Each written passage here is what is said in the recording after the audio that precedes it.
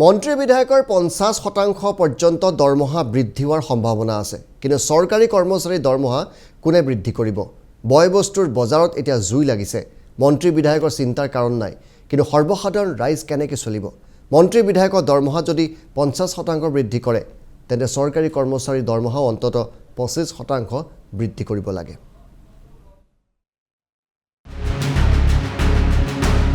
মূল্য বৃদ্ধিৰ প্ৰকোপত এতিয়া চলিবলৈ দিগদাৰ হৈছে মন্ত্ৰী বিধায়কসকলৰ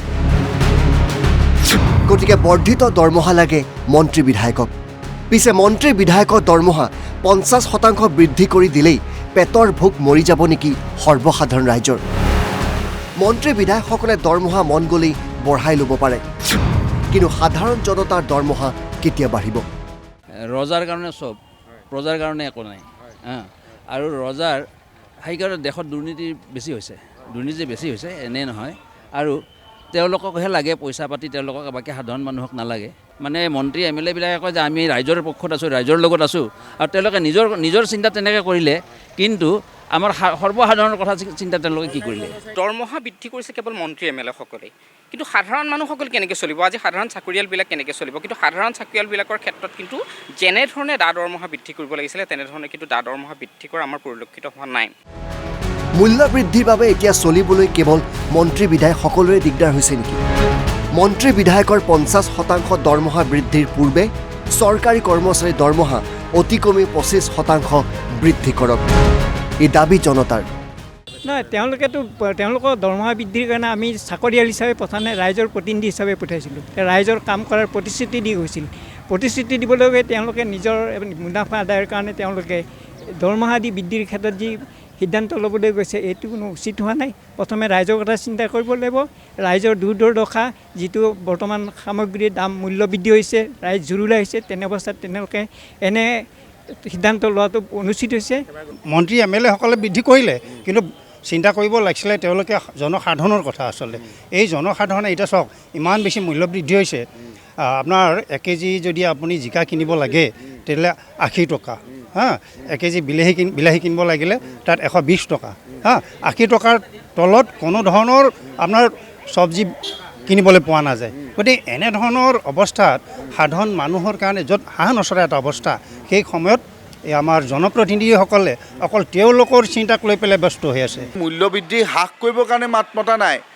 এই মূল্যবৃদ্ধিবিলাকে তেওঁলোকৰ সমস্যাৰ সৃষ্টি কৰাৰ কাৰণে তেওঁলোকে নিজৰ দৰমহাটো বৃদ্ধি কৰিবলৈহে মাত মাতিছে আমি অকল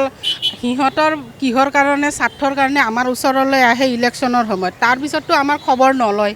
তাৰপিছত আমি মৰিছোঁ নে বাচিছোঁ নে তাত কিবা কৰিছোঁ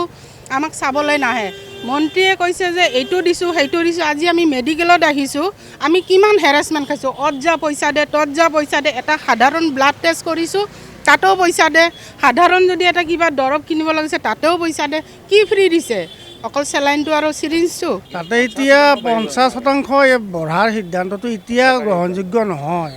এতিয়া বানপানীত মানুহ জুৰুলা আহিছে তেওঁলোকক বানপানীৰ মানুহখিনিয়ে কেনেকৈ সাহাৰ্য দিব পাৰি তেওঁলোকক কেনেকৈ উদ্ধাৰ কৰিব পাৰি বিধায়কৰ যদি 50% যদি বৃদ্ধি কৰিবলৈ যায় সাধাৰণ শ্ৰেণীৰ মানুহখিনিৰ কি হ'ব যাক আমি সাধাৰণ শ্ৰেণীৰ মানুহ আমি এতিয়া কেনেকৈ ভাবোঁ যে আমি মূল্য বৃদ্ধি কম হওক আমি কেনেকৈ এতিয়া যদি তেলৰ দাম হৈছে যদি 150 টকা আমি কেনেকৈ পাম 100 টকাত আমাৰ সাধাৰণ শ্ৰেণীৰ মানুহখিনি যিখিনি হাজিৰা মজুৰি কৰি খাওঁ আমাৰ হৈছে উদ্দেশ্য সেইটোৱেই ইপিনে কেৱল মন্ত্ৰী বিধায়কৰ দৰমহা বৃদ্ধিৰ তীব্ৰ বিৰোধিতা কৰিছে বিধায়ক অখিল গগৈ যি সময়ত অসম চৰকাৰে ভাৰত চৰকাৰে অসমৰ কৰ্মচাৰীবিলাকৰ পেঞ্চন নিদিবৰ কাৰণে সিদ্ধান্ত লৈছে নতুন পেঞ্চন স্কিমলৈ আহি গৈছে এতিয়া কোনো স্থায়ী পেঞ্চন পুৰণি পেঞ্চন ব্যৱস্থা নাই অথচ এজন কৰ্মচাৰীয়ে অতি কমেও 20 বছৰ 25 বছৰ 35 বছৰ চাকৰি কৰে আমি 5 বছৰৰ কাৰণে কেৱল এম এল এ হওঁ কোনোবাই 2বাৰ 3বাৰ হয় সেইটো বেলেগ কথা কিন্তু আমাৰ কাৰ্যকাল 5 বছৰীয়া আমি এই 5 বছৰীয়া কাৰ্যকালত এজন চাকৰিয়ালতকৈ দৰমহাও বেছিকৈ পাওঁ আৰু তাৰ পাছত গোটেই জীৱনৰ কাৰণে আমি পেঞ্চন আৰু ফেমিলি পেঞ্চনো পাওঁ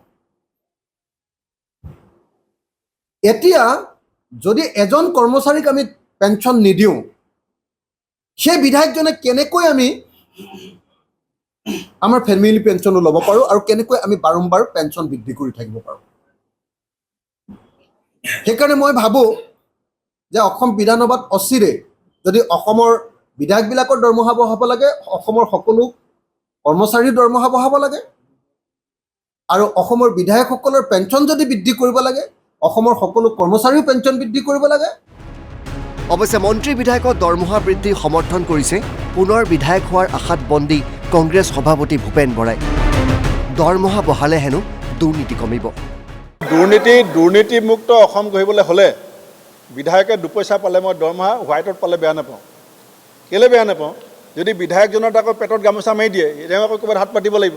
সেইকাৰণে এইটো নিশ্চিত হ'ব লাগে যে বিধায়কৰ দৰমহা বৃদ্ধি হ'ব, কিন্তু দুৰ্নীতি সমূলাংশে নিয়ন্ত্ৰণ হ'ব। কোনেও যাতে আৰু মাটি বাৰী কিনি চাৰিওফালে বাগান চাগান কিনি ঘূৰি ফুৰিব নোৱাৰে। বজাৰত এতিয়া জুই জ্বলিছে। দৰমহাৰ টকাকেইটাৰে ঘৰ নচলা হৈছে আৰু ৰাইজৰ ভোটেৰে ৰজা হোৱা মন্ত্ৰী বিধায়কে নিজৰ নিজৰ দৰমহা বঢ়াবলৈ এতিয়া গৈ আছে, তাকো একে কোবে 50%। Bureau report, NB news.